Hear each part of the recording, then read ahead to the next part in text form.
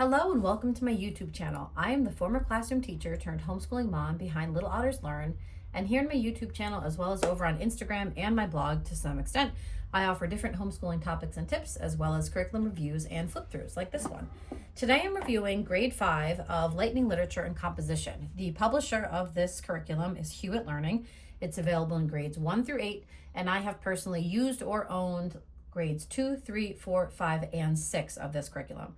This curriculum covers 3 components of English language arts: literature in the form of novels and poetry, grammar via the student work text, and compositions, which is the writing component, which is mainly outlined in the teacher's guide.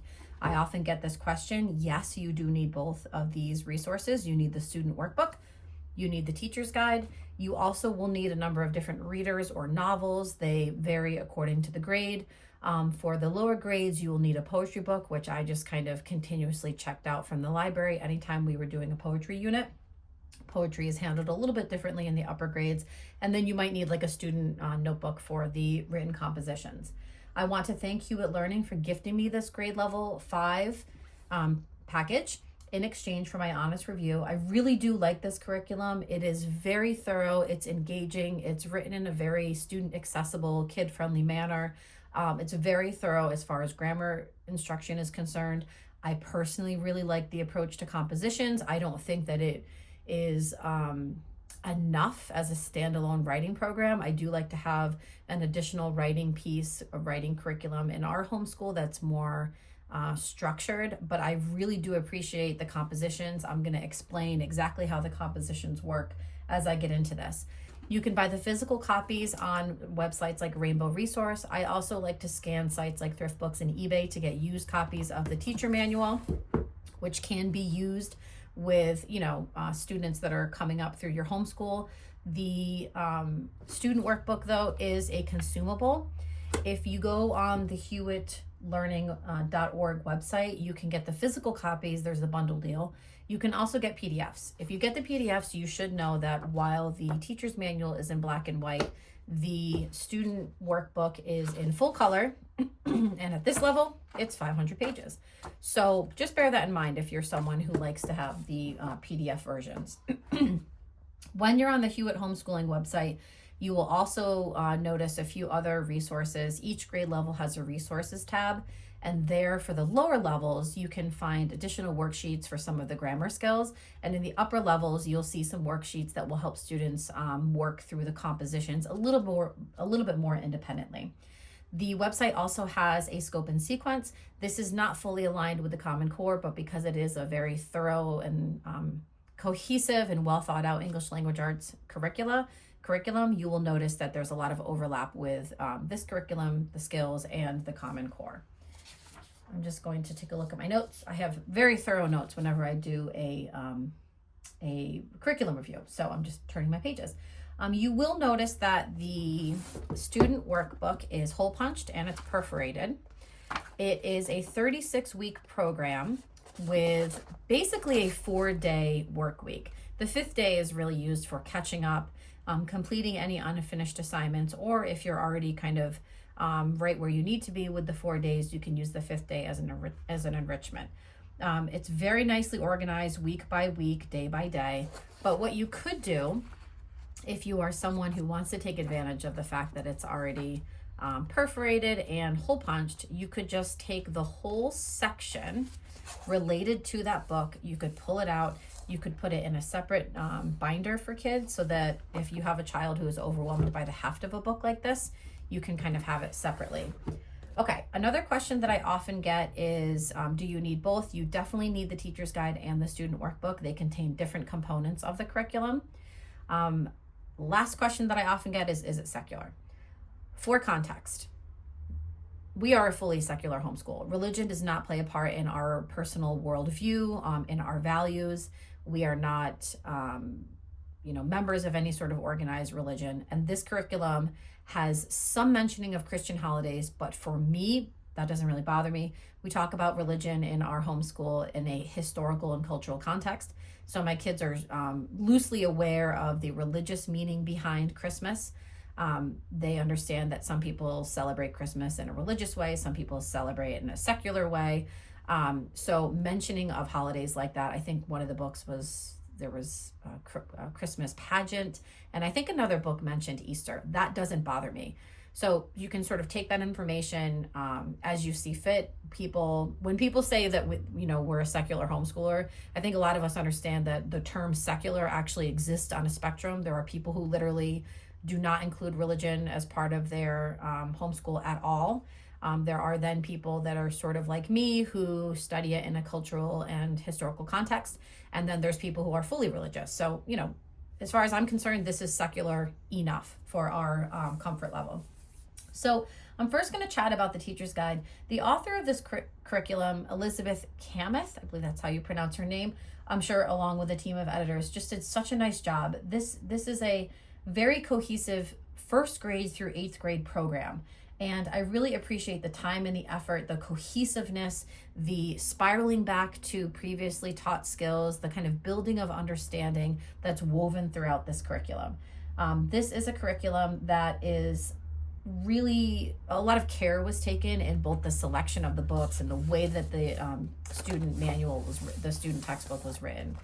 So each grade level has a number of different novels that are selected for it. The author goes and explains, I'll show you in a moment, how she went about selecting them. There's a diverse selection, both in the author, the genre, the style, some contemporary, some classic novels. Also, there are poetry units. For this level, the poems are included in the student work text. I'm saying student work text and then, flipping through the teacher manual, but they're included in the student work text. And the lower levels, you will use the Random House, I think it's the Random House Children's Book of Poetry. I would just kind of keep checking it out of the library. Like we just finished the grade 3 level of Lightning Literature.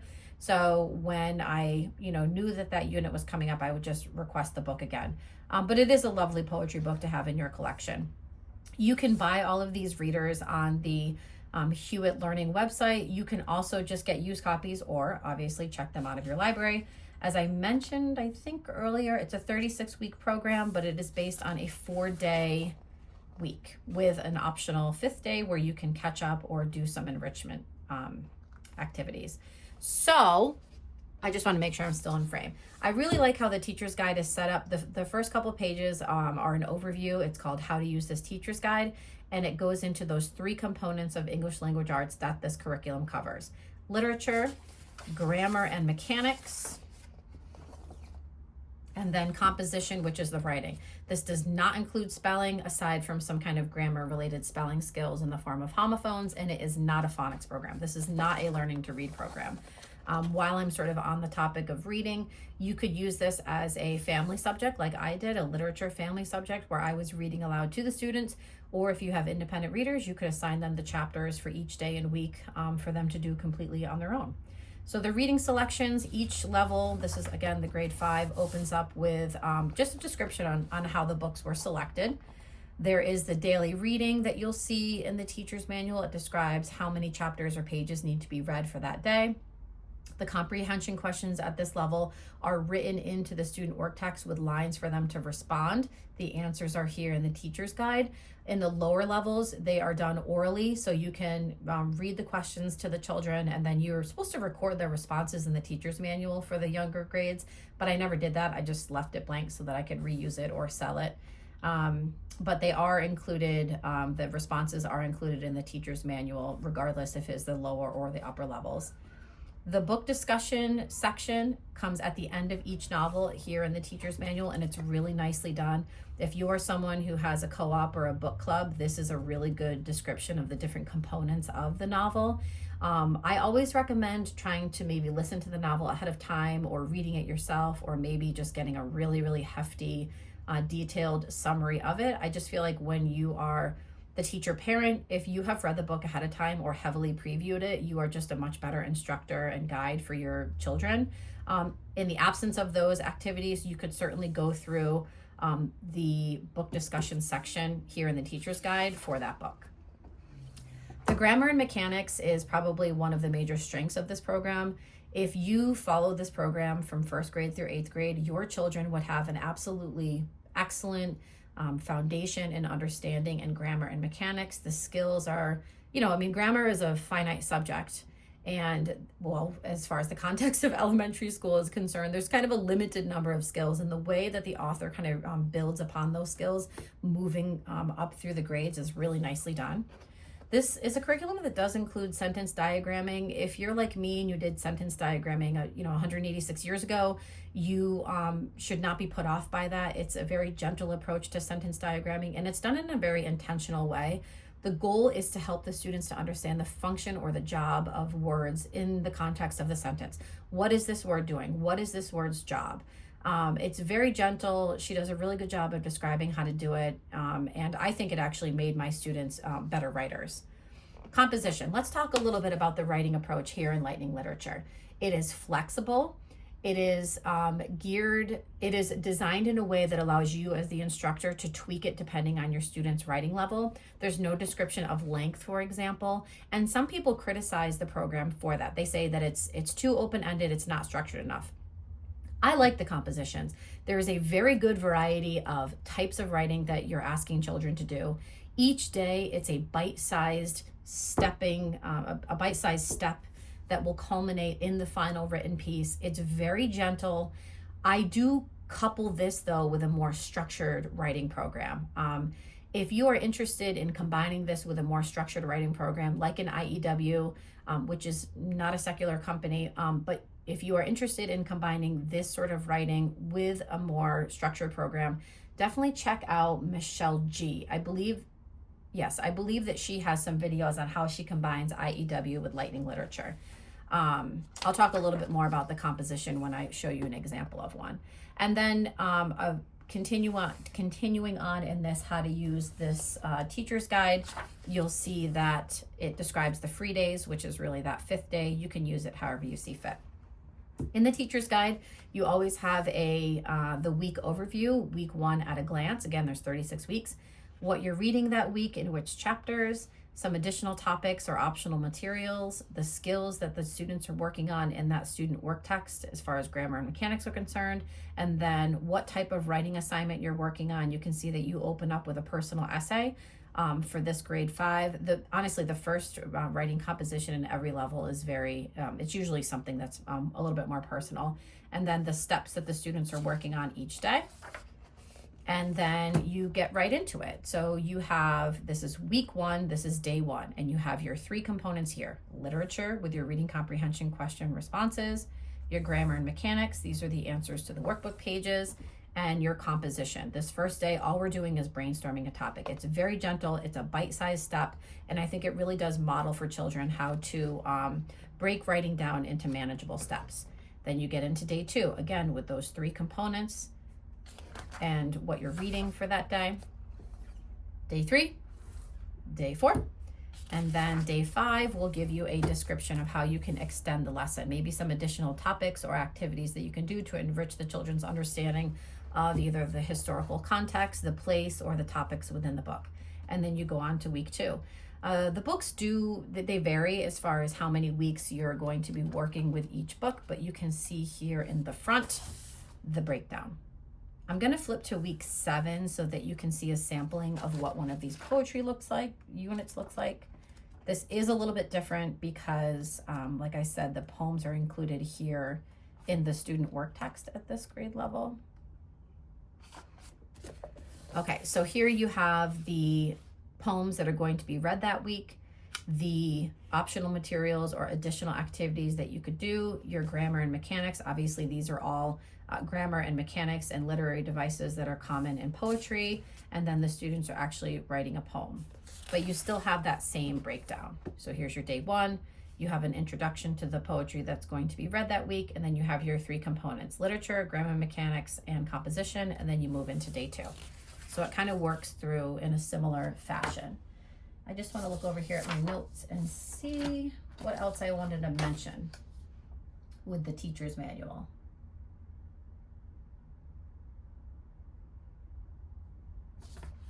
Okay. All right, so let's move into the student workbook. The teacher's manual refers to this as a student work text. I like to call it a work text because it really is just that. It is a textbook and workbook combined. It's very colorful. Each book you will see, make sure I'm still, yep, in frame. Each book is a different color, and you can kind of see that different color throughout. And each week is very, very neatly laid out. It has the week and the day and exactly what you're supposed to be doing on each one. You can see the same books as as written in the teacher's guide. If you are someone who, for some of us, like if you read a lot in your homeschool, you'll notice that some of these levels, there are books that you've probably already read to your children or that your children have already read. Last year, I'm trying to think of what book that was for us. Oh, it was The Tale of Despero. I'm mixing that up now. But it was a book that we already read. It came at the end of the curriculum. So honestly, we just swapped in another book. I just read aloud a different book. And the students, my kids still worked through those pages in the student work text.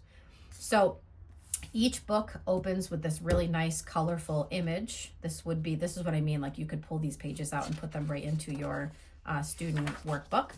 Now the upper levels, starting in grade 4, there is this weekly overview for the kids. It explains to them, it describes for them in checkbox form what they're going to be reading each day, what they're doing in as far as the grammar pages, and then what they're doing for their writing pages. And then you could list some additional like enrichment activities here if you'd like. At this upper level, again, starting in 4th grade, continuing on, this is 5th. This is really designed for the student to be working a little bit more independently. So instead of in previous years where mom would say, hey guys, I'm going to read a couple chapters in our book today, and then we're going to do this page and this page. I write it out in their student planners. They could just use this. The way that this is written is by kind of area. So here is what you're reading, and then you have your literature with the comprehension questions, then you have your grammar and mechanics, and then you have your writing. Again, those 3 components of English language arts. You're not doing all of this in one day, all of this in one day, all of this in one day. You'll notice that there's 4 check boxes under each because there's 4, this is based on a 4-day work week. So here's your comprehension questions. It tells the students what they're reading that day. You can see that it's week 1, day 1 here. It's very nicely laid out. So what you're going to notice at these upper levels of lightning literature when it comes to the grammar topics, there is, well, not so much here, but you'll notice that there's a lot more text written to the student. So you might see on the student checklist that they're doing like 4 pages in one day, but you'll notice that a lot of it is the teaching portion, the textbook portion. And it's written in a really nice kid-friendly way. The way that she writes it, she might say something like, do you remember when we talked about this? Or previously, I taught you about this, or we learned about this. And today we're going to kind of extend that a little bit. So it's really written in a very nice kid-friendly way. So again, this is week 1, day. This is now day 2. So you have what chapters you're reading, your comprehension questions. Then you move into your grammar. Right, so you have your teaching portion. Again, all of these answers are in the teacher's manual. And then you move into day 3. You're going to notice that here, aside from what you saw, I'm just going to flip through as I chit chat. Aside from what you saw on that opening page, this is week 2. Aside from what you saw on that opening page, there aren't any instructions in here for the written piece, for the composition. Those can be found in the teacher's manual. And again, that's by design so that you as the teacher parent are leading the facilitation of the writing assignment. She does that on purpose. She doesn't say like, okay, write 1 paragraph on this day, edit your introductory paragraph on this day. She wants it to be a little bit more flexible so that you can tailor it to your student. So I wanted to flip ahead for you to see a poetry week. Okay, so here is poetry unit 1. Again, you can see how colorful that is. Here's your student checklist. This is longer because obviously they're reading a couple more, they're reading more poetry. So you have each poem has its own line. You have your literature in the form of poetry. You have your comprehension questions, then you have your grammar and mechanics, then you have your writing, and you can see that the poems are listed right here. This does a really, really nice job with poetry, I have found. Okay. So the back has some appendices with just some kind of, just some resources here. So some irregular verb spellings, just for student reference. Okay, let me see. What else did I want to mention about Lightning Lit?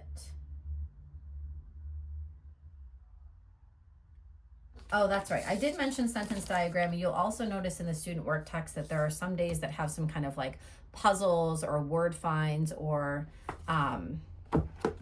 let's see, like crossword puzzles.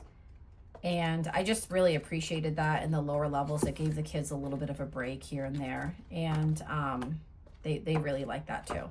So overall, I really, really, really like Lightning Literature and Composition. I think it is a very cohesive and very thorough program. It is an excellent instructional tool for grammar. I love the idea of following. I didn't actually discover it until my kids were close to the upper elementary years, but I really like the idea of starting it in first grade, using it as your read aloud while you are working with an explicit phonics program with the child. You can use this in the lower levels as a read aloud. Then you can kind of move into the upper levels and maybe giving the child more independence and autonomy. The grade 4 and 5 and above or do a really nice job of providing those weekly checklists so that the students can have a little bit more independence when it comes to this. If you have any questions, please let me know down below. If I forgot anything, I'll include it in the description box. Again, thank you to Hewitt Homeschooling for gifting me this copy.